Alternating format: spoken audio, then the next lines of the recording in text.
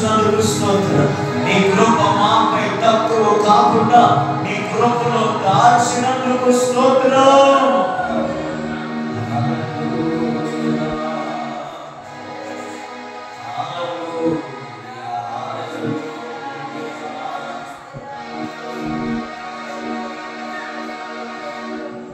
ఇంతవరకు కాచినావు నీకు వందనాలయ్యా, ఎంతో మంచిగా చూసినందుకు వందనాలయ్యా. ఇంతవరకు కాచినావు నీకు వందనాలయ్యా, ఎంతో మంచిగా చూసినందుకు వందనాలయ్యా. అమ్మవలే నన్ను ప్రేమించినందుకు వందనాలయ్యా, అమ్మవలే నన్ను ప్రేమించినందుకు వందనాలయ్యా. మా నాన్నవలే నన్ను లాలించినందుకు వందనాలయ్యా, మా నాన్నవలే నన్ను లాలించినందుకు వందనాలయ్యా. వందనాలే వందనాలే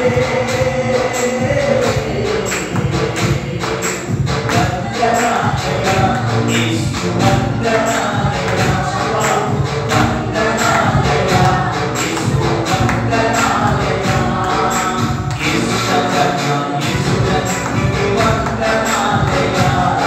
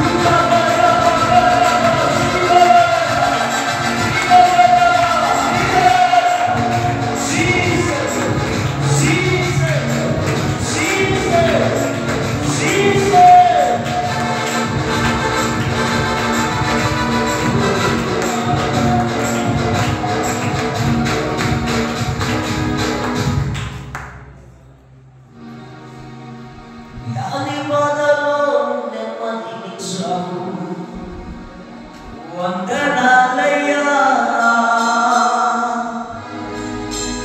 హస్తము చాపి స్వస్థపరిచావు వందనాలయ్యా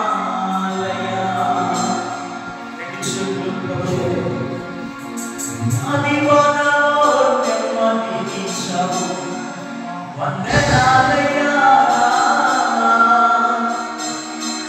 హస్తము చాపి స్వస్థపరిచావు వందనాలయ్యా యేసుని చెప్పండి పరమవైకుడా యేసయ్యా నీకే వందనాలయ్యా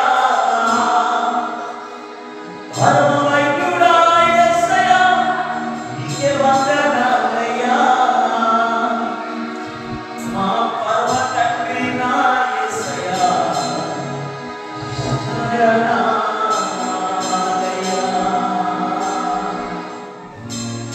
జీవము కంటే ఉత్తమమైనది మమ్మల్ని నీకు నడిపిస్తున్నాము మా జీవాధిపతి యేసయ్యా మీ నామము మాత్రమే మహిమపరచబడుగాక మీ నామము మాత్రమే ఘనపరచబడుగాక యుగయుగములకు తరతరములకు నీవే దేవుడవై బ్రతుకుతున్నావు యేసయ్యా మీ నామాన్ని హెచ్చించే కృప ఇచ్చినందుకు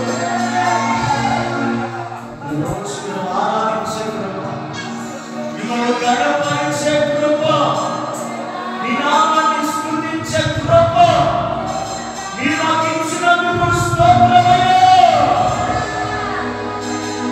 ఈ నూతన సంవత్సరం ఎంతోమంది బిడ్డలైతే సన్నిధిలో చేరి నిన్ను ఆరాధించి వారి హృదయాలు నీ కొరకు సమర్పించుకొని తెరవబడి ఉన్నారు అందులో యేసు నామములో నీ బిడ్డలు కుటుంబం యేసు నామములో దీవించబడునుగాక కృప కలుగునుగాక కృప కలుగునుగాక ఆశీర్వదించు నడిపించి బలపరచు నీ దాసుడికి స్థలం నుండి నిలబడి నీ పక్షంగా మాట్లాడబోతున్నా నన్ను మరుగుపరచండి నాయనా నీ ప్రజలకు మీరు మాత్రమే కనబడండి మీ స్వరము మాత్రమే వినబడనివ్వండి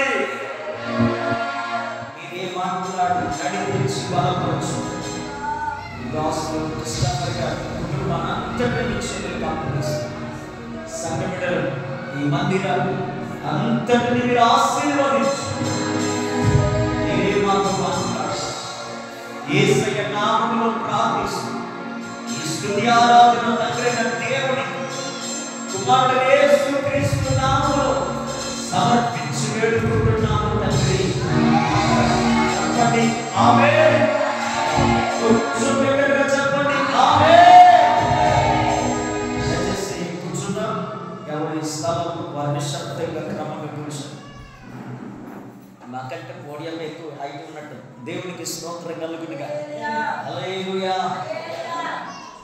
ఏదేమైనప్పటికీ ఈరోజు ప్రభు యొక్క సముఖంలో ఉండటానికి దేవుడు మనకు అనుగ్రహించినటువంటి ఈ ప్రశస్తమైనటువంటి సమయాన్ని బట్టి ప్రభుని స్తుతిస్తూ ఉన్నాయి దేవునికి స్తోత్రం కలుగునుగా నన్ను ప్రాంతానికి ఈ మధ్యలోనికి ఆహ్వానించినటువంటి దైవజనులు అభిషక్తులు మీ అందరి సేవకులు క్రిస్టఫర్ గారికి ప్రభు పేరిట వందనాలు తెలియజేస్తున్నాను వారితో పరిచయం కొంతవరకు మాత్రమే కొన్ని దినాలు మాత్రమే అయినా కానీ వారు మంచి ఆత్మీయులు కలిగినటువంటి మంచి ఆత్మపూర్వులైనటువంటి దైవజనులు వారితో పరిచయం ఇచ్చిన యేసయ్య మాత్రమే మహిమ కలుగునుగాక హల్లెలూయా ఈ సమయంలో మీ అందరికీ ప్రభువు రక్షకుడైన యేసుక్రీస్తు నామములో వందనాలు తెలియజేస్తూ నూతన సంవత్సర శుభాకాంక్షలు మీ అందరికీ స్తోత్రాలు. నేను మీకు కూడా చెప్పలేదు, నేను మీకు చెప్పినప్పుడు మీరు నాకు చెప్పాలి కదా శుభాకాంక్షలు. హల్లెలూయా. మంచి మిత్రులారా, ఈ నూతన సంవత్సరంలో ప్రభు సముఖం ఎదుట మనం ఉండటానికి దేవుడు కృప చూపించాడు. మన జీవితాల్లో సంవత్సరాలు వెంబడి సంవత్సరాలు దాటిపోతూ వస్తున్నాయి, దినాలు దాటిపోతూ వస్తున్నాయి, గడియలు దాటిపోతూ ఉంటున్నాయి. ఈ పూట నేను మీ అందరితో మాట్లాడబోతున్నటువంటి విషయం ఏమిటంటే, కాలం ముందుకు వెళ్ళిపోతూ ఉంటుంది, సంవత్సరాలు ముందుకు వెళ్ళిపోతుంటున్నాయి. మరి మన జీవితంలో దైవత్వం ఎలా ఉంటుంది అనేది చాలా ప్రాముఖ్యం. సంఖ్య పెరుగుతూ ఉంటుంది, సంవత్సరం మారింది అంటే మరి మన ఆత్మీయ జీవితం పెరుగుతుందా లేదనేది చాలా ప్రాముఖ్యం. నూతన సంవత్సరం వస్తూ ఉంది అంటే, ఇదిగో ఒక నూతన సంవత్సరం పొందుకున్నాను అని నువ్వు ఆనందించే కంటే, ఈ నూతన సంవత్సరంలో నేను అడుగు పెట్టే ముందు నా వెనకకు పోయినటువంటి సంవత్సరాలు 365 రోజులు కనుకపోయాయి. ఈ 365 రోజులు ఎన్ని రోజులు దేవుడితో నేను కలిసి ఉన్నాను, సహవాసం చేశాను, ఆయన పాదాల చెంత గడిపాను అనేటువంటి ఆలోచన చాలా మందికి రావాలి. 365 రోజుల్లో ఇదిగో 52 వారాలు దేవుడు మనకు అనుగ్రహిస్తే, ఈ 52 వారాలు ఎన్ని వారాలు దేవుడి దగ్గర గడుపుతూ వచ్చు, ఎన్ని వారాలు దేవుడికి దూరం అయిపోతూ వచ్చు. నీకు ఇచ్చినటువంటి సంవత్సరం అనగా ఆయుష్, దేవుడు నిన్ను లేక నీ ఆయుష్ను తన గ్రంథంలో రాసి పెట్టాడు. బైబిల్ చెప్తుంది, మనం ఎన్ని రోజులు బ్రతకాలో, ఎన్ని సంవత్సరాలు జీవించాలో దేవుడు తన గ్రంథంలో లిఖితం చేశాడని బైబిల్ చెప్తుంది. మనం తల్లి గర్భంలో బయటపడిన వెంటనే ఇదిగో ఇన్ని సంవత్సరాలు ఈ మనుషుడు బ్రతకడానికి ఆయుష్ ఉందని, ఇన్ని సంవత్సరాలు ఈ వ్యక్తి బ్రతకడానికి ఆయుష్ ఉందని దేవుడు ప్రతి ఒక్కరికి కూడా ఆయుష్ను తన గ్రంథంలో సంవత్సరాలను లెక్కిస్తూ పెట్టేశాడు. ఈ పూట నేను అంటాను, దేవుడు ఒక మనిషికి 40 సంవత్సరాలు ఆయుష్ ఇచ్చాడు. సంవత్సరం పెరిగింది అంటే 40లో నుంచి ఇంకొక సంఖ్య తగ్గిపోయింది, 39లోకి వచ్చాయి.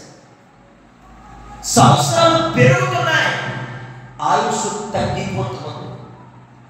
ఈ పూట నేను అంటాను, దేవుడు నాకు ఇచ్చినటువంటి ఆయుష్లో, దేవుడు మనల్ని బ్రతకమని ఇచ్చినటువంటి సంవత్సరాలలో ఎన్ని దినాలు, ఎన్ని సంవత్సరాలు, ఎన్ని వారాలు, ఎంత సమయం దేవుడికి కేటాయించి బ్రతుకుతున్నామా? దేవుడు ఇచ్చినటువంటి దినాలు ఒక రోజు ఎక్కడబోతున్నాయి, దేవుడు ఇచ్చినటువంటి సంవత్సరాలు దేవుడు ఒక రోజు ఎక్కడబోతున్నాయి. సంవత్సరం వచ్చినట్టు సంబరపడే కంటే వెనకొన్న సంవత్సరం వరకు ఒకసారి ఆలోచించుకొని ఆ సంవత్సరం వల్లే మనం బ్రతకకుండా మరింత దైవికంగా బ్రతికేటువంటి కృపతని బ్రతకడం నేర్చుకోవాలి. ఇదిగో 2025వ సంవత్సరం క్షేమంగా బ్రతకలేకపోయాం. 2024వ సంవత్సరం దేవుడి సన్నిధిలో చాలా వారాలు బ్రతకలేకపోయాం. 2024వ సంవత్సరం దేవుని సంతోషం పెట్టకుండా బ్రతుకుతూ వచ్చాం. 2024వ సంవత్సరం మన ఆత్మీయ జీవితంలో మార్పు లేకుండా బ్రతుకుతూ వచ్చాం. అదే సంవత్సరం బ్రతికినట్లుగానే ఈ 2025వ సంవత్సరంలో బ్రతికితే మనకు పెద్ద ప్రయోజనం ఏముండదు. సంవత్సరం మారుతున్నట్లుగానే నీ స్థితి కూడా మారాలి. సంవత్సరం మారుతున్నట్లుగానే నీ భక్తి మారాలి. సంవత్సరం మారుతున్నట్లుగానే నీ ఆత్మీయ జీవితం మారాలి. ఎందుకు ఈ మాట చెప్తున్నా తెలుసా? మారుతుంది సంవత్సరం. సంవత్సరం మారితే క్షేమం కాదు, మన భక్తి మారితే మనకు క్షేమం. దేవుడికి స్తోత్రం కలుగునుగా. సంవత్సరం మారితే మనకు దీవెన కాదు, సంవత్సరం మారితే మనకు ఆశీర్వాదం కాదు. మరి ఏమి మారాలంటే, మారుతున్న సంవత్సరాల వలె నీ జీవితం కూడా మార్చుకోగలిగితే, నీ భక్తి కూడా మార్చుకోగలిగితే, నీ విశ్వాసం కూడా పెంపొందించుకోగలిగితే, నీ ప్రార్థన జీవితం కూడా పెంచుకోగలిగితే, సంవత్సరం మారిందంటే సంఖ్య పెరుగుతాం, సంఖ్య పెరుగుతాం. అలాగే నీ జీవితంలో కూడా ఏం పెరగాలంటే భక్తి పెరగాలి. 2024లో కొంతవరకే భక్తి చేస్తాం, కానీ 2025లో భక్తి రెట్టింపు చేసుకోవాలి. 2024లో నీ ఆత్మీయ జీవితం కొంచెమే, 2025లో సంఖ్య పెరిగి తిన్నట్లుగానే నీ ఆత్మీయ జీవితం కూడా పెరగాలి, విశ్వాసం పెరగాలి, ప్రార్థన జీవితం పెరగాలి, దేవుని మీద ఆధారపడేటువంటి భక్తి పెరగాలి. ఈ పూట ఎందుకు ఈ మాట చెప్తున్నాను తెలుసు? నీ జీవితంలో క్షేమం పొందాలి అంటే ఈ సంవత్సరంలో దైవజనుడిగా దేవుని మాట ప్రకారంగా నేను మీకు ప్రకటిస్తున్నాను. నీ జీవితంలో 2025వ సంవత్సరం నీకు నీ కుటుంబానికి బహు క్షేమకరంగా ఉండాలి అంటే తప్పక నీ ఆత్మీయ జీవితం పెంపొందించుకోగలిగితే, నీ ప్రార్థన జీవితం మార్చుకోగలిగితే, నీ విశ్వాస జీవితంలో వృద్ధి చెందగలిగితే నా దేవుడే నిన్ను ఆశీర్వదించడం ప్రారంభిస్తాను. దేవునికి స్తోత్రం. హల్లెలూయా. ఇక్కడ ఈ పూట నేను మీ అందరికీ చెప్తున్నాను, దేవుడు ఎవరు అంటే మనం ఆశ పడుతున్నట్లుగానే మనల్ని ఆశీర్వదించగలిగిన మన దేవుడైనా, మనల్ని ఆశీర్వదించగలిగినటువంటి దేవుడై. ఈ పూట ఒక 3 విషయాలు మాట్లాడు. నేను త్వరగా ముగించేస్తాను. కారణం ఏంటంటే నేను ఒంటిగా కలవాలని ఇంటి దగ్గర ఉండాలి. ఈ రాత్రి భారీగా ఒక సభ నర్సీపట్నంలో ఏర్పాటు చేశాం. ఎవరు లేక అంటున్నాయి, అనాదిగా మిగిలను, నీవు రావా యేసయ్య, నీవు రావా యేసయ్య అనేటువంటి పాట పాడినటువంటి గాన పరిచర్య రచయిత దైవజనుడు డేవిడ్ రాజు గారిని ఈ రాత్రి ఆ సభకు సాక్ష్యం అందించడానికి, వర్తమానం అందించడానికి పిలిచాం కనుక ఆ ఏర్పాట్లు జరుగుతున్నాయి. అసలు ఈ పూట నేను ఆ దగ్గర నుండి ఏర్పాట్లు చూసుకోవాలన్నమాట. కానీ దైవజనులు చెప్పగా సరే పాస్టర్ గారు వస్తారండి అని అన్నాను. ఎందుకంటే దేవుడు మాకు ఇచ్చినటువంటి పరీక్షలు అన్నీ సాయంత్రానికే దేవుడు మాకు ఇచ్చినటువంటి బిడ్డలందరినీ కూడా ఒక చోట అందరూ కూడి దేవుని యొక్క నామాన్ని గణపరుస్తారు. దేవునికి స్తోత్రం కలుగునుగా. హల్లెలూయా. పిల్లరా, నేను కొన్ని విషయాలు త్వరగా మాట్లాడతాను. మీరు త్వరగా వినండి, త్వరగా వదిలేసుకోండి. మనకున్న అలవాటు ఏంటంటే వెంటో వదిలేసుకోండి, వెంటో విడిచిపెట్టాడు, వెంటో మర్చిపోవడం. హల్లెలూయా. రోజు ఏం మాట్లాడామో రేపు దినాన్ని చెప్పమంటే కొంతమంది గుర్తుండదు. అప్పుడు పాస్టర్ గారితో మీరు అంటారు, అద్భుతం అండి, భలే చెప్పారండి, అబ్బా ఏం చెప్పారండి. ఆ మాటల వరకు అప్పుడు మీ పాస్టర్ గారు అంటారు, చెప్పారు కదమ్మా, ఏం చెప్పారు చెప్పండి అంటే మాత్రం గుర్తుండదు. చెప్పారు, బాగా చెప్పారు అంతవరకే, కానీ ఏం చెప్పారనేటువంటి మాత్రం మనకు గుర్తుంది. అందుకని పూట అంటారు దేవుని సేవకుడిగా విన్న మాట మర్చిపోతే క్షేమం కాదు, విన్న మాట మన హృదయాల్లో భద్రపరచుకుంటారు మన విషయం. దేవునికి స్తోత్రం కలుగునుగా. హల్లెలూయా. ఈరోజు నేను మాట్లాడబోతున్నటువంటి 3 స్త్రీలు. ఆ 3 స్త్రీలు ఎవరు అంటే రూతు గ్రంథంలో 3 స్త్రీలు మనకు కనబడతారు. ఈ నూతన సంవత్సరంలో మన ప్రయాణం, ఈ నూతన సంవత్సరంలో ఎలా ఉండాలి అనేటువంటి ప్రయాణం వరకు మాట్లాడి చేస్తారు. హల్లెలూయా. పరిశుద్ధ గ్రంథమైనటువంటి బైబిల్లో 40 సంవత్సరాలు ప్రయాణం చేశారు. ఎవరో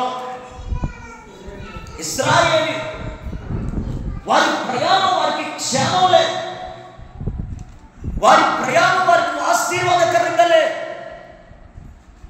ఎలా చెప్పగలుగుతున్నారండి అని మీరు అడగగలిగితే, ఐగుప్తులో నుండి బయలుదేరినటువంటి లక్షల కొద్ది ప్రజలు కానాకు చేరే వరకు 2 మాత్రం అడుగుపెట్టారు. ఐగుప్తులో ప్రయాణించినటువంటి ప్రయాణం కానా దగ్గరికి వచ్చేసరికి ఐగుప్తులో నుండి బయటకు వచ్చిన వారిలో సంఖ్యలో లెక్క పెడితే కొన్ని లక్షల మంది, 6,40,000 ఒక చివరి సంఖ్య. అది కేవలం ఖాళీ బలం మాత్రమే. తర్వాత ముసలోళ్ళు, తర్వాత గర్భిణీ స్త్రీలు, తర్వాత చిన్నపిల్లలు, వీళ్ళందరినీ లెక్క పెట్టుకుంటే బైబిల్ చరిత్రకారులు చెప్తున్నారు సుమారు 16 నుండి 20 లక్షల మంది వరకు ఉంటారు. జాగ్రత్తగా వినండి, అన్ని లక్షల మంది ఐగుప్తు నుంచి బయటకు వచ్చి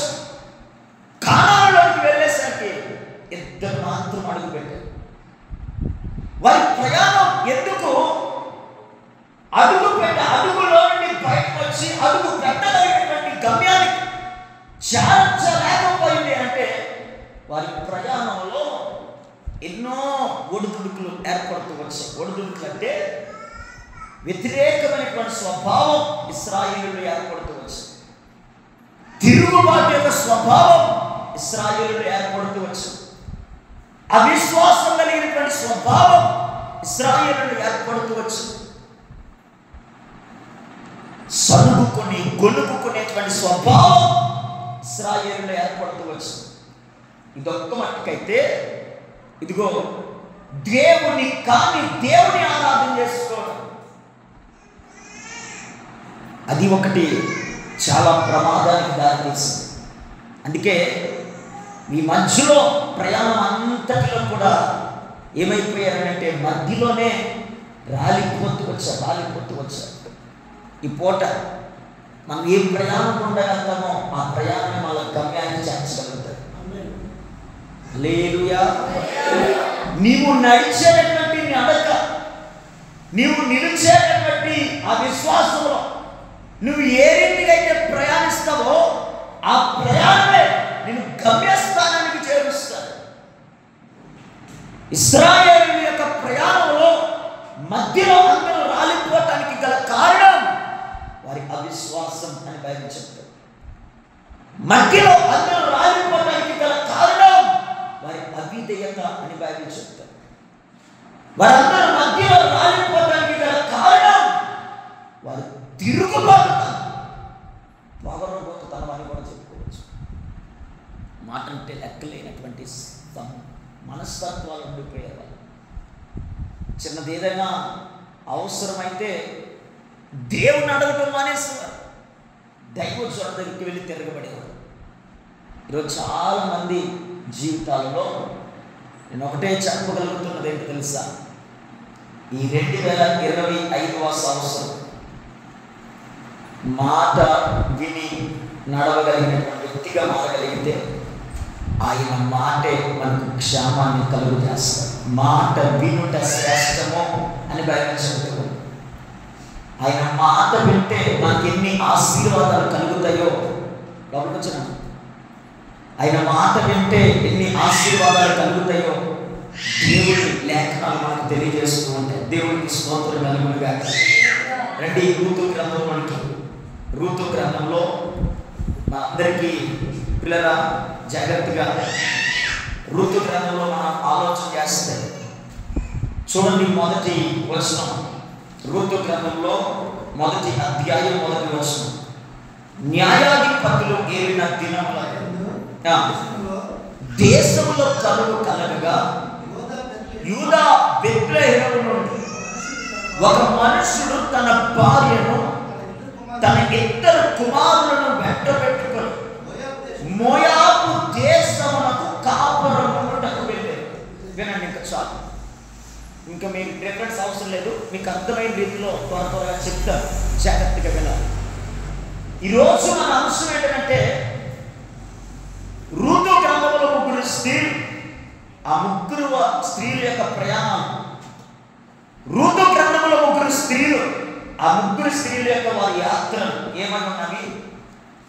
ఏ స్త్రీ యొక్క యాత్ర వలె మనం ఉండకూడదు, ఏ స్త్రీ ప్రయాణం యాత్ర వలె మనం ఉండాలో ఈ పూట నేర్చుకోబోతున్నటువంటి సందేశం. స్తోత్రం కలుగునుగా. నేను మీకు ప్రారంభంలోనే చెప్పాను, మన గమ్యానికి చేర్చగలిగినటువంటి మన ప్రయాణంలో మనం నిలిచి ఉండేటువంటి ఆత్మీయ భక్తే. స్తోత్రం కలుగునుగా. హల్లెలూయా. రూతు గ్రంథంలో మనకు ఒక కుటుంబం కనబడుతూ ఉంది. ఆ కుటుంబం ఎవరిది అంటే ఎలీమెలెకు. ఆ కుటుంబంలో ఎంతమంది ఉన్నారంటే నలుగురు. ఎలీమెలెకు, అలాగే నయోమి, మహ్లోను, కిలియోను. వీరు బెత్లెహేములో నివసించినటువంటి కుటుంబం. ఈ కుటుంబం బెత్లెహేము నుండి ఎక్కడికి ప్రయాణం చేశారు అని అంటే మోయాబుకు ప్రయాణం చేశారు. మీరు స్పష్టంగా నేర్చుకోవాల్సింది ఏంటంటే బెత్లెహేము దేవుని యొక్క ఇల్లుగా పిలువబడినటువంటి స్థలం. బెత్లెహేము రొట్టెల గృహముగా పిలువబడినటువంటి స్థలం. ఈ బెత్లెహేము నుండి మోయాబు దేశానికి వారు ప్రయాణమై వెళ్ళిపోయారు. మోయాబు దేశం అన్యాచారాలతో కూడినటువంటి దేశం. మోయాబు దేశం శపించబడినటువంటి దేశం. మోయాబు యొక్క దేశం భయంకరమైనటువంటి చీకటి కలిగినటువంటి దేశం. ఎక్కడి నుండి ఎక్కడికి వారి ప్రయాణం అంటే బెత్లెహేము నుండి ఎక్కడికి? మోయాబు. కొంతమంది భలే ప్రయాణం చేస్తారు. ఎలా చేస్తారంటే, ఇదిగో బెత్లెహేము అనుభవంలో ఉన్నంత వరకు నిలిచి ఉండి కొన్ని కష్టాలు, కొన్ని శోధనలు, కొన్ని కన్ను ఇబ్బందులే వచ్చాయనంటే బెత్లెహేములో నిలిచి ఉండేటువంటి వారు, ఆశీర్వాదకరమైనటువంటి స్థానంలో నిలిచి ఉండేటువంటి వారు సహనం, ఓర్పు, దేవుడు మనలను దీవించేంత వరకు నిలిచి ఉందామనే ఆలోచన కొంతమందికి ఉండక వారు సొంత నిర్ణయాలు మాత్రం ఎంచుకుంటూ, సొంత దారులు ఎంచుకుంటూ, వారు ఎంచుకునేటువంటి దారి, వారు ఎంచుకునేటువంటి దేశం, వారు ఎంచుకునేటువంటి ప్రాంతం క్షేమాన్ని ఇస్తారా, ఆశీర్వాదకరమైనటువంటిదేనా, దాని యొక్క చరిత్ర ఏంటి అనేటువంటి ఆలోచన లేకుండా ఎటు తోచితే అటు పోయేటువంటి వారు చాలా మంది ఉంటారు. ఈ పూట నేను అంటాను, బెత్లెహేములో నుండి ప్రయాణమై మోయాబుకు వెళ్ళినటువంటి కుటుంబంలో ప్రధానంగా నయోమి కనబడుతూ ఉంటుంది. నయోమి బెత్లెహేము నుండి మోయాబుకు వెళ్ళిన తర్వాత కొన్ని సంవత్సరాలకి భర్తను కోల్పోయారు. పిల్లలిద్దరికి పెళ్లి చేసి కొన్ని సంవత్సరాలకి కొడుకుల్ని కూడా కోల్పోయారు. కోడలతో నివసిస్తున్న సమయంలో మోయాబులో మరలా నయోమికి ఒక మాట చెవుని పడింది. ఏంటో తెలుసా? మరలా బెత్లెహేములో సమృద్ధి ఉంది అని మాట పడగా వెంటనే మరలా ఎక్కడికి దారి తీసుకుందో తెలుసా? బెత్లెహేముకి. మోయాబు నుండి బెత్లెహేముకి, బెత్లెహేము నుండి మోయాబుకు, మోయాబు నుండి మరలా బెత్లెహేము. వినాలి జాగ్రత్త. అక్కడికి వెళ్ళిన తర్వాత బెత్లెహేములో తెలిసిన వాళ్ళందరూ నయోమి దగ్గరికి వచ్చి, ఏమా బాగున్నావా, అన్నేడి, పిల్లలేరి, ఇంక మీరు రారేమనుకున్నాం, ఎక్కడికి వెళ్ళిపోయారు అనుకున్నాం. పెద్దమ్మ బాగున్నావా అన్నవాళ్ళు పలకరింపు, అత్తయ్య బాగున్నావా అన్నవారు కొంతమందికి తెలియలేనటువంటి వారు ఏమనుకునేవారంటే, ఒకవేళ మర్చిపోతే ఒకరికొకరు మాట్లాడుకుని, ఆ ఎలిమిలేకు మహులోను కిల్లియోని యొక్క తల్లే కదామే, చాలా రోజులు అయిపోయింది చూసి, అలా ఉండేది ఇలా అయిపోయింది ఏంటి, ఎలిమిలేక భార్య కదామే, ఇలా మాట్లాడుకుంటున్నారు. ఈ మాటలన్నీ నయోమి చెవులు పడ్డాయి. పడి నయోమి అన్న మాట తన హృదయాన్ని వ్యాధులకు గురి చేస్తుంది. అప్పుడు అంటుంది, అమలారా మీరు నన్ను నయోమి అనక మారా అని. నయోమి అనే మాటకు మధురం, మారా అనే మాటకు చేదు. మధురకరమైనటువంటి అనుభవంలో నుండి చేదుకరమైనటువంటి అనుభవంలోకి వచ్చేసింది. కారణం ఏంటో తెలుసా? స్థలం మారిపోయింది. తన ప్రయాణం మాత్రం సరైనటువంటి ప్రయాణం కాదు. నేను చెప్తాను ఏ ప్రయాణం అయిందో. ఇప్పుడు ఆ నయోమి అక్కడున్న ప్రజలకు అంటది, నేను బెత్లెహేము నుండి మోయాబుకు వెళ్ళినప్పుడు సమృద్ధిగా దానినే వెళ్ళాను. ఎక్కడి నుండి వెళ్ళినప్పుడు? బెత్లెహేము నుండి. మోయాబు నుంచి వచ్చినప్పుడు నేను రిక్తురాలుగా వచ్చాను. వెళ్ళినప్పుడు సమృద్ధి, వచ్చినప్పుడు ఒంటరితనం. ఎందుకు ఈ మాట చెప్తున్నానో తెలుసా? నయోమి యొక్క యాత్ర ఏమై ఉన్నది అని అంటే అవకాశపు యాత్ర. ఇదిగో ఇక్కడ కరువు వచ్చిందని మోయాబుకు పోవడం, మోయాబులో కూడా కొన్ని పరిస్థితులు చోటు చేసుకుంటున్నాయి. మరలా బెత్లెహేములో సమృద్ధి ఉందని మరలా అటు ప్రయాణం చేయడం. ఈరోజు చాలా మంది ఈ ప్రయాణాలు చేస్తున్నారు. ఎటు గాలి విసిరితే అటు వాలిపోయేటువంటి భక్తి చేస్తున్నారు కొంతమంది. ఎటు గాలి విసిరితే అటు వాలిపోయేటువంటి వారు కనబడుతున్నారు.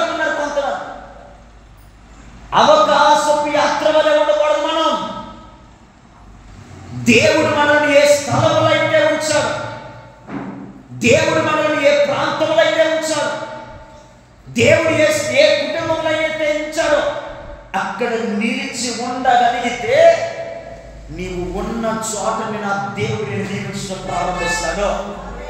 హల్లెలూయా. ఒక మాట నీకు గుర్తు చేయాలనిపిస్తుంది. 3 దినాలు ఉపవాసం జరిగాయి.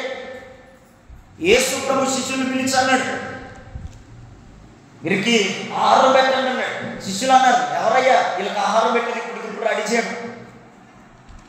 పురుషులు అంగనే 5,000 మంది ఉన్నారు కదా, వీళ్ళకి ఆహారం ఎలా పెడతాం? ఇప్పుడే వాళ్ళ ఇంటికి పంపించేస్తే వాళ్ళే వంట వండుకొని తినేసి మళ్ళీ కోటానికి వచ్చేస్తారు అంటున్నారు. వారు వెళ్ళేటప్పుడు మార్గం మధ్యలో కళ్ళు తిరిగి పడిపోతారేమో, నీరసం ఎక్కిపోయి ఉన్నారు, 3 దినాల ఉపవాసం వారు చేస్తున్నారు. లేదు వారికి మీరే భోజనం పెట్టండి అన్నారు. ఏం చేయమంటావు? చాలా ఎగతాలుగా చూసారు. అప్పుడు యేసు ప్రభు అన్నాడు, మీ దగ్గర ఏమున్నాయని అడిగితే అప్పుడు అందులో 2 బిడ్డలు లేచి అన్నారు, చేపలు రొట్టెలు ఉన్నాయని. పెద్ద ఎక్కువేం కాదు, స్తోత్రం కలుగునుగా. 5 రొట్టెలు 2 చేపలు పెద్ద ఎక్కువ కాదు. 5,000 మందికి పైగా ఉన్నారు. పురుషులే లెక్కెడితే 5,000 మంది. ఇంతమందికి ఏం సరిపోతాయని ఆలోచన చేస్తే అక్కడే ఉన్న పాటునే, పరుగెత్తకుండానే ఉన్న పాటునే అక్కడ దేవుడు ఆశీర్వదించగా 5 రొట్టెలు 2 చేపలను దేవుడు దీవించడం ప్రారంభించారు. హల్లెలూయా. ఈ కోట ఎందుకు మాట్లాడుతున్నాను తెలుసా? నువ్వు పరుగులెత్తవలసిన పల్లెలో నువ్వు నిలిచి ఉండి ఓరక నిలిచి ఉండు. యేసు చేస్తున్న కార్యములను నీవు కనిపెట్టగలిగితే, చూడగలిగితే నా దేవుడు నీవు నిలిచి ఉన్న స్థలములోనే దీవించగలడు ఆయన. స్తోత్రం కలుగునుగా. నీవు నిలిచి ఉండే స్థలములో నా దేవుడిని ఆశీర్వదిస్తాను. కొంచెం కావచ్చు, దాన్ని అధికము చేయగలిగినటువంటి సామర్థ్యత నా దేవుడి దగ్గర ఉంది. హల్లెలూయా. కొంచెమైనా నా దేవుడు ఆశీర్వదించగలిగినటువంటి సామర్థ్యత కలిగిన వాడు ఆయన. స్తోత్రం కలుగునుగా. ఎదుటి ప్రజలకి మనం తక్కువగా కనబడచ్చు. అస్సలు మాట్లాడకండి, కూర్చోండి. వినండి జాగ్రత్త. కొంచెమైనా ఆ కొంచెంలోనే దేవుడు ఏం చేయబోతున్నాడు చెప్పండి? సమృద్ధిని దేవుడు ఇవ్వబోతున్నాడు. హల్లెలూయా. సారెపతు విధవరాలు, కొంచెం పిండి కొంచెం నూనె. కానీ కరువు ఆ ప్రాంతంలో దేశంలో వచ్చిన ఇదిగో ఆ ఇంటిలో సమృద్ధిని దేవుడు ఉంచాడు. కొంచెము పిండిని కొంచెము నూనెని దీవించాడు.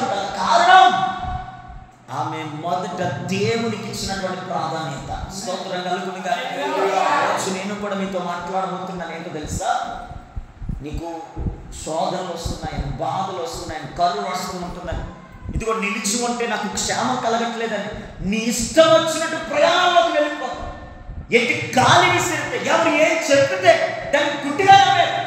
నా దేవుడు వాక్యం ఏం చెప్తుందో, నా దేవుడు చిత్తం ఏమై ఉందో నీ పట్ల, నా దేవుడి ఉద్దేశం ఏమై ఉందో అది మాత్రమే జరిగించుకోవడానికి ముందుకు వెళ్ళి.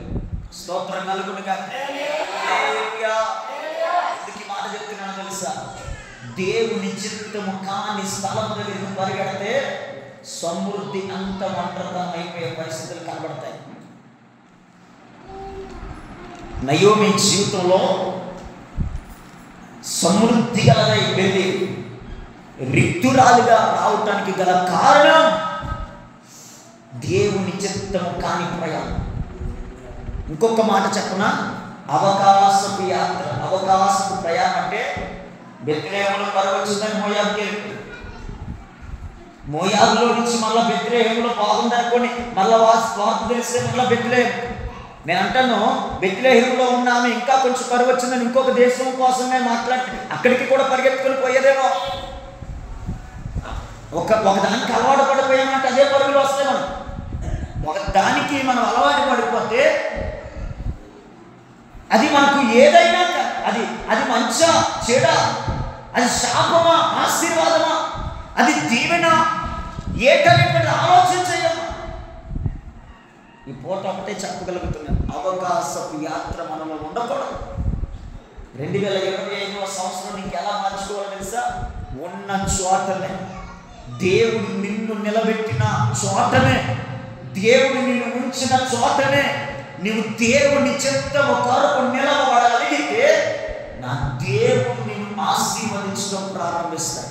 స్తోత్రం కలుగును గాక. రెండవ స్త్రీ ఎవరంటే వార్ప.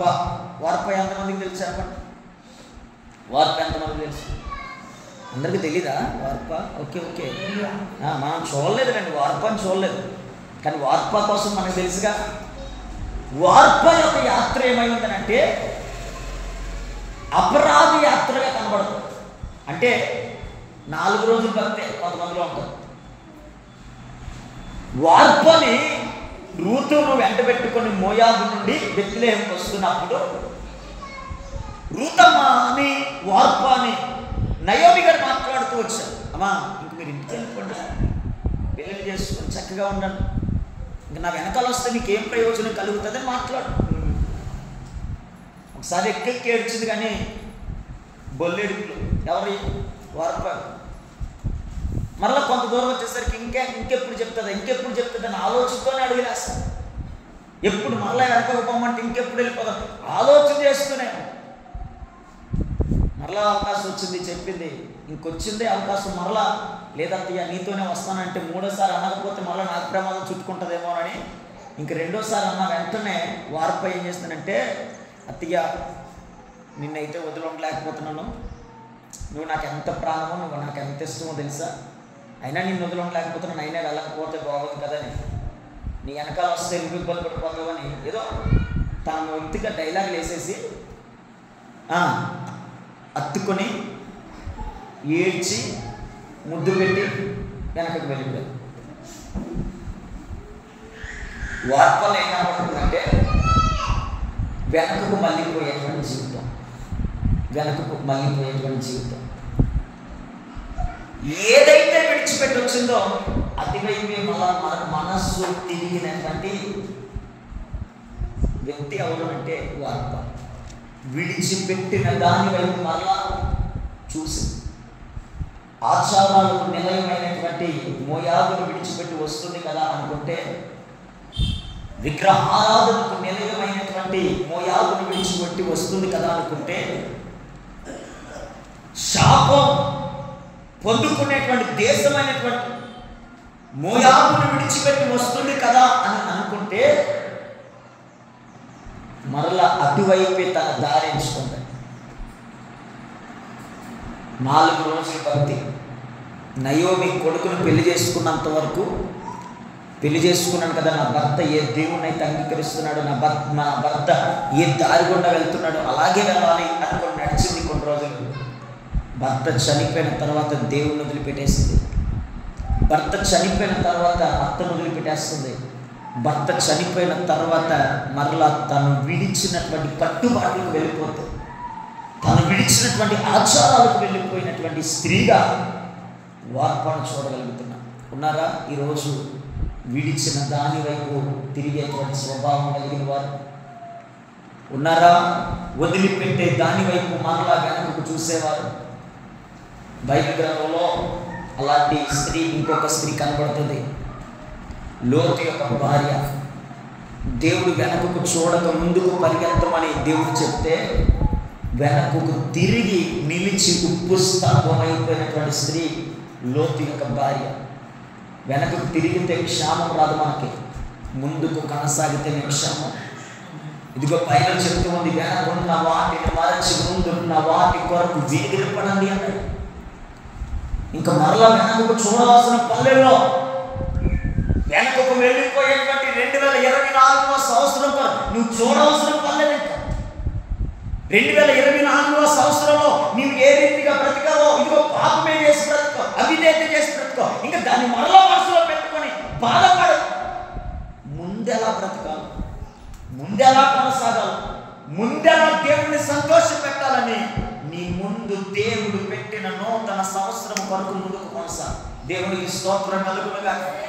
అపరాధ యాత్ర 4 రోజులు భక్తి. అపరాధ యాత్ర, ఇదిగో వెనకకు మళ్ళినటువంటి జీవితం. బిడ్డలారా, ఈ రోజు మీ అందరికీ చెప్తున్నాను, అడుగు వేస్తే వెనకకు చూడకూడదు. నాగటి మీద చెయ్యి వేసి వెనకకు తిరిగి వాడు నాకు కుక్క తన వాంతికి మరలా వెనక్కు తిరిగినట్లుగా మనం తిరగొట్టాలి. వెనకకు తిరిగిన జీవితం మన జీవితానికి క్షేమం కాదు. వెనకకు తిరిగినటువంటి జీవితం వార్త ఇంకా అక్కడ నుంచి చరిత్రలో ఎక్కడ కనబడదు మనకి.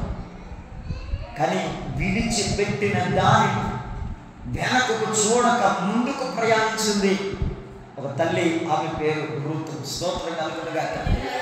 అందుకే ఒకే ఊరిలో నుండి వచ్చిన, ఒకే కట్టుబాటులో నుండి వచ్చిన, ఒకే ఇంటిలో కోడలుగా అడుగుపెట్టిన రూతు యొక్క జీవితం కొరకు, వార్త యొక్క జీవితం కొరకు ఆలోచిస్తే బైబిల్ ప్రస్తావిస్తూ బైబిల్ గొప్పగా ఘనంగా తెలియజేస్తున్నటువంటి స్త్రీ రూతు కొరకు. వార్త కొరకు ఎందుకు మాట్లాడలేకపోయింది బైబిల్? ఒకే ఇంటికి కోడలేగా, ఒకే ఊరిలో నుంచి వచ్చిన వాళ్ళేగా, ఒకే కట్టుబాటులో నుంచి వచ్చిన వాళ్ళేగా. అంటే వచ్చిన వాళ్ళు కావచ్చు, కానీ నిన్ను గొప్ప చేసేది నీ భక్తే. నిన్ను పైకి తీసుకొని రాగలిగినటువంటి నీ ప్రవర్తనే. నిన్ను గొప్ప చేసేది, నిన్ను ఒక స్థాయిలోకి నిలబెట్టేది నీవు నడిచినటువంటి ఆత్మీయ జీవితమే. స్తోత్రం కలుగునుగా. హల్లెలూయా. అందుకే వార్త ఎక్కడ ఇంకా మరలా రాయబడదు, కానీ ఇక్కడ రూతు కొరకు మాత్రం గొప్ప ఘనమైనటువంటి మాటలు రాయబడుతూ యేసయ్య రావటానికి కూడా ఆ వంశములో నుండి యేసు ప్రభు పుట్టినటువంటి సందర్భాలు బైబిల్లో మనకు కనబడుతూ ఉంటాయి. ఎందుకు ఈ మాట చెప్పగలుగుతున్నానంటే, నా దేవుడు ఈ 2025వ సంవత్సరం మనందరికీ దేవుడు ఆశీర్వాదకరంగా మలచాలి అంటే 3 యాత్రలు ఉన్నాయి, 3 ప్రయాణాలు ఉన్నాయి. ఈ 3 ప్రయాణాలు, ఏ ప్రయాణం, ఏ యాత్ర నీకు క్షేమాన్ని ఇస్తుందో, ఏ ప్రయాణం, ఏ యాత్ర నీకు ఆశీర్వాదంలోకి నడిపిస్తుందో, ఏ ప్రయాణం, ఏ యాత్ర నిన్ను ఒక అధికమైనటువంటి వెంట్రులోనికి నడిపించగలుగుతుందో, అట్టి ప్రయాణం ఈ 2025వ సంవత్సరంలో కొనసాగగలిగితే నా దేవుడు రూతు యొక్క స్థితిగతిని మార్చినట్లుగానే నా దేవుడు మీ స్థితిని కూడా మార్చగలిగిన వాడు ఆయన. హల్లెలూయా. 1 నయోమి యొక్క యాత్ర అవకాశం యాత్ర, 2 వార్ప యొక్క యాత్ర అపరాధ యాత్ర, 3 రూతు యొక్క యాత్ర ఆత్మీయ యాత్ర. ఆత్మీయ యాత్ర ఒక్కసారి ముందుకు అడుగు పెట్టిందంటే, ఒక్కసారి దేవుని అంగీకరించిందంటే మరలా వెనకకు తిరిగే పరిస్థితులు తన జీవితంలో చోటు చేసుకోలేదు. హల్లెలూయా. అప్పటికి మాట్లాడుతూ ఉంటాడు, అమ్మా వెనకకు వెళ్ళిపో, నీ తోటకాలు వెళ్ళిపోయిందిగా, వెళ్ళిపో అంటే లేదు లేదు, నువ్వు అన్నిసార్లు అడగొద్దట, నువ్వు అన్నిసార్లు అడిగావనుకో, నువ్వు అన్నిసార్లు అడిగితే బాబు నిన్ను నన్ను ఎవరు వేరు చేసిన మరణము తప్ప ఎవరు వేరు చేసిన నాకు దేవుడు ఎంత కీడైననో చేయును కాక నానబెట్టేసింది, మరలా అడగకుండా ఉంటాను. అంటే ఎంతగా వార్ప జీవితం కంటే రూతు యొక్క జీవితం ఆత్మీయంగా స్థిరపడిందో ఈ పూట మనం నేర్చుకోవాలి. హల్లెలూయా. ఆత్మీయ యాత్ర రూతు కలిగినట్లుగానే మన ప్రయాణంలో, మన ఆత్మీయ జీవితంలో దైవ భక్తి కలిగి ముందుకు కొనసాగుతున్నటువంటి మన ప్రయాణంలో ఏ యాత్ర, ఏ ప్రయాణం ఉండాలో తెలుసా? ఆత్మీయ ప్రయాణం ఉండాలి. ఆత్మీయ ప్రయాణంలో ఉండేటువంటిది ఏంటంటే, 1 ఆత్మీయ ప్రయాణంలో కొనసాగేవారు పూర్తిగా దేవుడి తను చూడగలుగుతారు. ఏ ప్రయాణంలో ఉండేవారు? ఆత్మీయ ప్రయాణంలో ఉండేవారు పూర్తిగా దేవుడి వైపు చూడగలుగుతారు, దేవుడి మీద ఆధారపడగలుగుతారు. ఏ కష్టమైన నష్టమైన చోటు చేసుకున్న దేవుని పాదాలు మాత్రం విడిచిపెట్టరు. విశ్వాసం పెంపొందించుకుంటారు. పరిశుద్ధాత్మలో వారు నింపబడతారు. పరిశుద్ధాత్మ శక్తి చేత ఇదిగో నూతనమైన అభిషేకం, నూతనమైనటువంటి కృప, నూతనమైనటువంటి శక్తి చేత వారు నింపబడిన వారు అవుతుంటారు. అందుకనే వాక్యం రాయబడుతూ ఉంటారు, ఇదిగో నా భార్య పురుషు నా అంతరంగ పురుషుడు దినదినము నూతన పరచబడుతున్నాడు. నూతన అభిషేకం, నూతన కృప, నూతన దైవిక కలిగినటువంటి జీవితం మనము కొనసాగించుకోగలిగిన వారై ఉండాలి. స్తోత్రం కలుగును గాక. ముగ్గురు ప్రయాణాల్లో నేను ముగింపులోకి వస్తున్నాను. ఈ ముగ్గురు ప్రయాణాల్లో ఏ ప్రయాణం మనకు క్షేమాన్ని కలుగు చేస్తుంది అంటే రూతు ప్రయాణం మనకు క్షేమాన్ని కలుగు చేస్తుంది. అటు ప్రయాణంలో నువ్వు కొనసాగగలిగితే నేను నమ్మి మీతో చెప్పగలుగుతున్నాను, నా దేవుడు నేను దీవించకుండా ఉండలేనంతే, నా దేవుడు నీ స్థితి మార్చకుండా ఉండలేడంతే, నా దేవుడు మిమ్మల్ని ఏమాత్రం ఉన్న చోటనే ఉంచాలంటే మరి ఏం చేస్తానంటే ఆయన నిన్ను అధికమైన కృప మునుపెన్నడూ చూడలేనటువంటి ఆశీర్వాదాన్ని నా దేవుడు చూపించగలిగిన వాడు, నా దేవుడు నిన్ను ఆశీర్వదించగలిగిన వాడు. అందుకే ఎప్పుడు బ్రతుకుతున్నా కానీ మన భక్తి ఎలా ఉంది, మన విశ్వాసం ఎలా ఉంది, మన దైవత్వం ఎలా ఉంది, మన నడక ఎలా ఉంది, మన ప్రవర్తన ఎలా ఉంది, ఇవన్నీ ఎప్పటికప్పుడు పరీక్షించుకుంటూ కాపాడుకోగలిగిన వారమై ఉండాలి. దేవునికి స్తోత్రం కలుగును గాక. ఈరోజు దేవుని మహాకృప ఇప్పటికీ ఎన్నో రాష్ట్రాలలో దేవుని సేవ చేయడానికి నేను వాడబడినటువంటి స్థలం కొన్ని వేల మధ్యలో కూడా వాడబడుతూ వచ్చాను. ఎంతోమంది గొప్ప గొప్ప దైవజనులతో సమానంగా వాడబడినటువంటి వేదికలు నాకు ఉన్నాయి. కర్మూసి గారితో కానీ, కృపా మినిస్ట్రీ మ్యాథ్యూస్ గారితో కానీ, మంగాచార్యులు గారితో కానీ, ప్రేమరాజు గారితో కానీ, నిజామాబాద్ జిల్లాలో సభలో దగించండి థామస్ గారితో కానీ, ఇలా ఎన్నో వేదికలు చెప్పుకుంటూ పోతే చార్లెస్ పి జాకబ్ గారి మందిరంలో కూడా విజయవాడ ఫిలదెల్ఫియా చర్చ్ ఆయన మందిరంలో సభ్యులే 25,000 పీపుల్స్, 25,000 మంది సంఘం కలిగినటువంటి ఒక మంచి దైవజనుడు విజయవాడలో చార్లెస్ పి జాకబ్ గారు ఆయన మందిరంలో 2 వర్తమానాలు అందించి నేను ఇది నా గొప్ప కొరకు చెప్పలేదు. ఒక తీరుడును ఆ స్థాయిలోకి తీసుకుని వెళ్ళింది ఎవరు అంటే ఈరోజు నేను ప్రకటిస్తున్నా, మనం ఆరాధిస్తున్నా యేసు క్రీస్తు ప్రభు ఒకరే. హల్లెలూయా, హల్లెలూయా. నేను ఒక క్రైస్తవ కుటుంబం నుంచి వచ్చిన వాడిని కాదు. నేను నా తల్లిదండ్రులు సేవకులైతే నేను సేవ చేయట్లేదు, మా తాతయ్య అమ్మమ్మలు సేవకులైతే నేను వారి సేవను కొనసాగించలేదు. క్రీస్తుని ఎరగని కుటుంబంలో పుట్టినటువంటి వాడిని. కట్టుకోవడానికి బట్ట, ఉండటానికి ఇల్లు, తినడానికి తిండి కూడా లేనటువంటి పరిస్థితులు. మమ్మల్ని పోషించడానికి మా తాతయ్య ఎక్కడికక్కడికి వెళ్ళి అడుక్కొని తీసుకొని వచ్చి మమ్మల్ని పోషించేవాడు. నేను ఎందుకు ఈ మాట, ఒక అడుక్కున్న వాళ్ళ ఇంట్లో నుంచి కూడా నేను వచ్చానని ఎందుకు చెప్పడానికి సిగ్గుపడనంటే యేసయ్య మాలో లేనంతసేపు స్థితి ఒకలా ఉండేది. యేసయ్య మాలోకి వచ్చి మీరు యేసయ్య సేవ చేయగలిగితే స్థితినే మార్చేసాను. ఒకప్పుడు కట్టుకోవడానికి బట్టలేదు, ఈరోజు కట్టుకోవడానికి బట్టకు కరువు లేదు. ఒకప్పుడు తినడానికి తిండి లేదు, ఈరోజు ఎంతమందికైనా తిండికి పెట్టగలిగినటువంటి సామర్థ్యత. Corona first wave, second wave ఎన్నో కుటుంబాలను ఈ చేతి ద్వారా ఆదుకోవడానికి ప్రభుత్వం చూపించారు. నర్సీపట్నంలో 700 రూపాయలకి రెంట్ కట్టుకోలేనటువంటి జీవితం, అవమానాలు పడ్డాం. ఇంటి రెంట్ కట్టలేదని 2-3 వారాల నుంచి ఇంటిలో నుంచి కేకలు పెట్టి తిట్టి వెళ్ళిపోయేటువంటి సందర్భాలు. ఒక వీధిలో అవమానం జరిగిందని ఇంకొక వీధిలోకి వెళ్ళిపోయేవాళ్ళు. కానీ ఈరోజు కృప కలిగిన దేవుడు ఇంటి రెంట్ కట్టుకునే పని లేకుండా దేవుడు చేశాడు. 100 రూపాయలు అంటే కరెంట్ బిల్లు కట్టుకుందామని వ్యాధన పడినటువంటి జీవితాలు, ఆకలి తలమట్టించిపోయినటువంటి జీవితం. కానీ కృప కలిగిన దేవుడు నర్సీపట్నంలో లక్షలు వేలు ఖర్చు చేసి 2016 ఎంతోమంది దైవజనుల్ని, షేక్ మక్బుల్ గారిని కానీ, శివశంకర్ లాజరస్ గారిని కానీ, తాజుద్దీన్ గారిని కానీ, ఇస్కుబల్ సుధాకర్ గారిని కానీ, నిస్సి ఎవిడెన్సర్ గారిని కానీ, జర్మన్ శాస్త్రి గారిని కానీ, చార్లెస్ పి జాకబ్ గారిని కానీ, ఇలా చెప్పుకుంటూ పోతే ఇంకా చాలా మంది ఉన్నారు. టైటస్ గారిని కానీ, సామ్యూల్ స్పాన్సర్ గారిని కానీ, గ్రేస్ విక్టర్ గారిని కానీ, ఎంతోమంది, బెంగళూరు ఫోర్ట్ గారిని కానీ ఎంతోమంది దైవజనులు పిలిచి భార్యంలో నరసీపట్నంలో సభలు ఏర్పాటు చేయడానికి ఈ దీనుడికి దేవుడు కృప చూపించాడు. హల్లెలూయా, హల్లెలూయా. నేను ఒక అన్యుల కుటుంబంలో, క్రీస్తుని ఎరగని కుటుంబంలో నుంచి పుట్టినటువంటి వాడిని.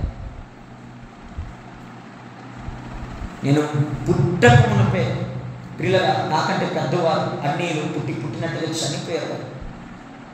నేను పుట్టిన 6-7 నెలల వయసుకి నా తల్లిదండ్రులు ఎందరో దూరం అయిపోయారు. వారు ఎలా ఉంటారో కూడా నాకు తెలియని పరిస్థితులు చోటు చేసుకున్నాయి. చాలామంది మదర్స్ డే, ఫాదర్స్ డే వస్తున్నప్పుడు వాళ్ళ తల్లిదండ్రులతో తీసుకునేటువంటి ఫొటోస్ ఉంటే అప్లోడ్ చేస్తూ happy mother's day mummy, happy father's day mummy అంటే కొంచెం బాధపడేవాడు.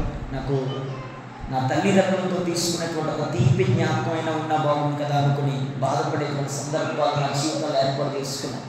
కానీ అలా బాధపడుతున్న వేళ బైబిల్ గ్రంథంలో మాట ఉంటుంది, మీరు చదువు ఇంటికి వెళ్ళాక చదవండి. కీర్తనలో 27:10 ఉంటుంది, నా తల్లిదండ్రులు నన్ను విడిచినను యెహోవా నిన్ను చేరదీయును అనే మాట ఉంటుంది. దేవునికి స్తోత్రం కలుగును గాక. మాట నన్ను ధైర్యపరిచి, ఆ మాట నన్ను బలపరిచి, చిన్న వయసులో నా తల్లిదండ్రులు నాకు దూరం అయిపోగా 1 సంవత్సరం పాటు వయసు వచ్చింది. నేను కూడా చనిపోతాను ఇంటి బయట వేసినటువంటి నన్ను ఒక దైవజనుడు పంపించి దేవుడే బ్రతికించి ఈరోజు అనేక స్థలాలను వాడడానికి పంపించాను. నేను సంపూర్ణమైనటువంటి సాక్ష్యం చెప్పాలంటే సుమారు 60 గంటల పైగా ఉంటుంది. ప్రతీది కూడా చెప్తూ రావాలి.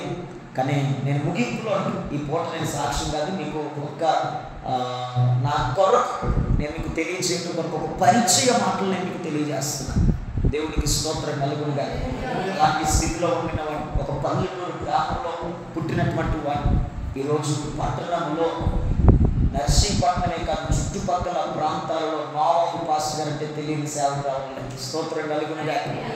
ఇప్పుడు ఒక పట్టణంలోనికి తీసుకొచ్చి వదిలిపెట్టలేదు. ఎంతో గొప్ప వేదికల మీద రాష్ట్రాలు, పట్టణాలు, ప్రాంతాలు దాటి తీసుకొని వెళ్తున్నాడు. దాని కారణం నేను యేసయ్యను అంగీకరించాను. యేసయ్య కొరకు బ్రతుకుతూ నా ప్రయాణాన్ని ఆత్మీయ ప్రయాణంగా మలుచుకున్నాను. ఇదిగో రూతును దీవించిన దేవుడే, రూతు యొక్క స్థితిగతులను మార్చిన దేవుడే నా స్థితిగతులను మార్చి ఆయన ఘనత కొరకు వాడుకుంటున్నాడండి. ఈరోజు నేను చెబుతున్నాను, మీ స్థానం, మీ స్థితి, మీ యొక్క పరిస్థితులు మారాలి అంటే దానికి గల కారణం మన దేవుడు ఒక్కడే. ఆయన సామాన్యత కలిగిన దేవుడు, ఆయనకు అసాధ్యమని ఏమీ లేదు. ఆయన ఒక్కసారి నిన్ను దీవించడం ప్రారంభిస్తే ఆ దీవెన మనుషులు ఎవరు ఆపలేరు. బైబిల్ సెలవిస్తుంది, యెహోవా ఆశీర్వదించాడు, దేవుడు దీవించాడు. అది ఎప్పటికీ దేవుడి యొక్క ఆశీర్వాదం ఎన్నటికి నిలిచి ఉంటుందని బైబిల్ చెప్తుంది. ఆ ఆశీర్వాదం పొందుకొని నా దేవుడు నిశ్చయముగా మిమ్మల్ని దీవించి ఒక ఘనమైన స్థానంలో నిలబెడతాడు. కొంచెమే అని బాధపడద్దు, కొంచెం విశ్వాసమే, కొంచెం పరిస్థితులే అని ఏమాత్రం కూడా దిగులు చెందొద్దు. నా దేవుడు నిన్ను దీవించగా, నా దేవుడు నిన్ను ఆశీర్వదించగా, నిన్ను బట్టి నా దేవుడు ఘనపరచబడబోతున్నాడు. స్తోత్రం కలుగును గాక. నీవు హెచ్చరించబడగా నా దేవుడు నిన్ను బట్టి ఘనపరచబడబోతున్నాడు. కారణం ఏంటో తెలుసా? బైబిల్ చెప్తారు, మీరు ఫలించుట నా తండ్రి మహిమ పరచబడుతున్నాడు. మనం ఎంత ఎదిగితే, ఎంత దీవించబడితే, ఎంత ఫలిస్తే అంతగా మనల్ని బట్టి దేవుడు ఏం చేయబడుతున్నాడు తెలుసా? మహిమ పరచబడబోతున్నాడు. అట్టి కృప చేత దేవుడు మనం నింపాలని అవకాశం యాత్ర వలె కాకుండా, అపరాధి యాత్ర వలె కాకుండా, ఆత్మీయ యాత్ర వలె బ్రతుకు కాలం అంతయు దేవుడు మనకు సహాయం చేయాలని కోరుకుంటూ ఈ నా మాటలు ముగిస్తున్నాను. యేసయ్య మనందరినీ ఆశీర్వదించునుగాక. 2025వ సంవత్సరం అంతా దేవుడు మనల్ని ఆశీర్వదించునుగాక. ఈ దినం ప్రారంభం, ఈ నెల ప్రారంభం మొదలుకొని ఈ సంవత్సరం నెల ముగింపు వరకు దినం మొదలుకొని ఈ సంవత్సరంలో దినం ముగింపు వరకు దేవుడే తన కృపనిచ్చి మనల్ని బలపరచునుగాక. ఒకసారి బిగ్గరగా స్తోత్రం చెప్పండి. హల్లెలూయా. ప్రార్థన. Thank you Jesus, thank you father. హల్లెలూయా.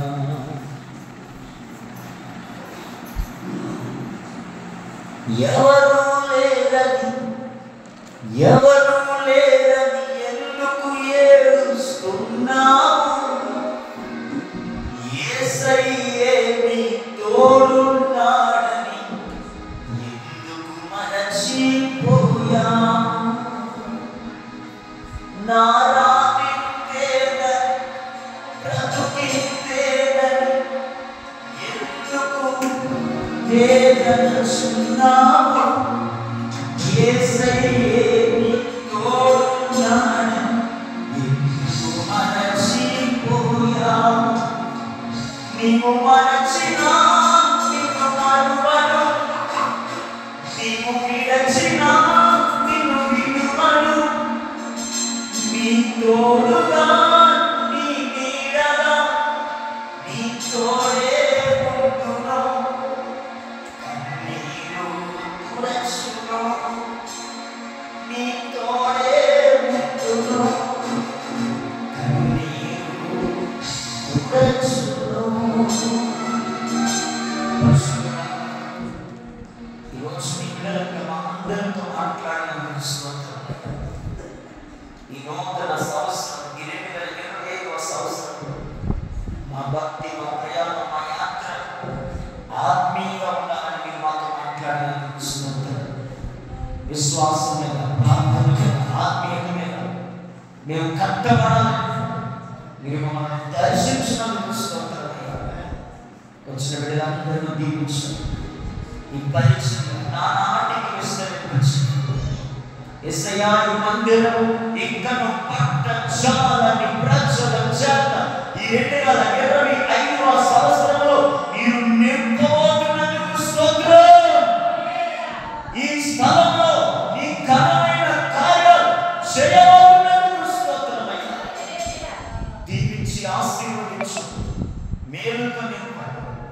బిడ్డలు ఎంతమంది అయితే వ్యాపించింది, ఎంతమంది అయితే దుఃఖంలో, ఎంతమంది అయితే నిరుత్సాహంతో ఉంటున్నారో, యేసు నామములో నీ కృప నీ బిడ్డలను దర్శించునుగా. అద్భుతం చేసి ఈ నూతన సంవత్సరంలో ఘనమైన కార్యాలు నీ బిడ్డలను పొందుకునే కృపను వహించు. మా ప్రియులు మీ దాసులు కృష్ణపడిగా వర్తించిన తల్లిదండ్రులు అయ్యా, వర్తించినటువంటి అయ్యా ప్రభు కుటుంబాన్ని, సహోదరులు కుటుంబం అంతా యేసు నీ నామములో దీవించబడుతున్నారు. మీ దాసులు ఎంతో భారం కలిగి ప్రాంతంలో సేవ చేస్తున్నారు. ఈ ప్రాంతం అంతా మీ దాసులు చేతులు అప్పగించబడుతున్నా. ఈ దాసులు ఏ కుటుంబంలో, ఏ ఇంటిలో అడుగు పెడుతున్నాడు, ఆ ఇల్లు యేసు నామములో ఆశీర్వదించబడును. దీవించి ఇంకా మీ దాసులు ఈ నూతన సంవత్సరంలో మీ దాసుల ద్వారా ఘనమైన కార్యాలు జరగనుగాక. మహిమ మీరొక్కరే పొందుకు. నన్ను పరిచయ కుటుంబాంతరికి మీ చేతులకు అప్పగిస్తున్నాను. యేసయ్య నామములో ప్రార్థించి వేడుకుంటున్నాను తండ్రి. ఆమేన్. చెప్పండి గట్టిగా. ఆమేన్. హల్లెలూయా. హల్లెలూయా. చక్కటి అవకాశం ఇచ్చినందుకు దైవ సంఘం తెలియజేస్తున్నాను. మీ అందరికీ ప్రభు రక్షకుడైన యేసుక్రీస్తు నామములో వందనాలు. మీ అందరికీ మరొకసారి నూతన సంవత్సర శుభాకాంక్షలు. ఈ సంవత్సరం ప్రభు మీ జీవితంలో ఆశీర్వాదకరమైన సంవత్సరంగా ఈ 2025వ సంవత్సరాన్ని దేవుడు మానుషాలని నా ప్రార్థన. స్తోత్రం కలుగునుగాక. జీవితంలో మరొక పర్యాయం కలుద్దాం. అప్పుడు నా సాక్ష్యాన్ని సంపూర్ణంగా తెలియజేస్తారు. యేసయ్య మనలందరినీ ఆశీర్వదించునుగాక. ఆమేన్.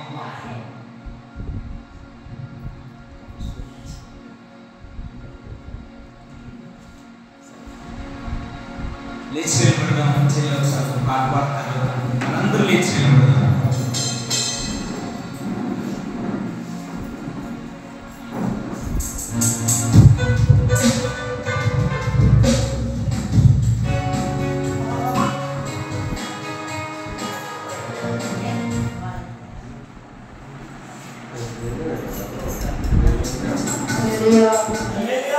దేవుని యొక్క స్తోత్రాలు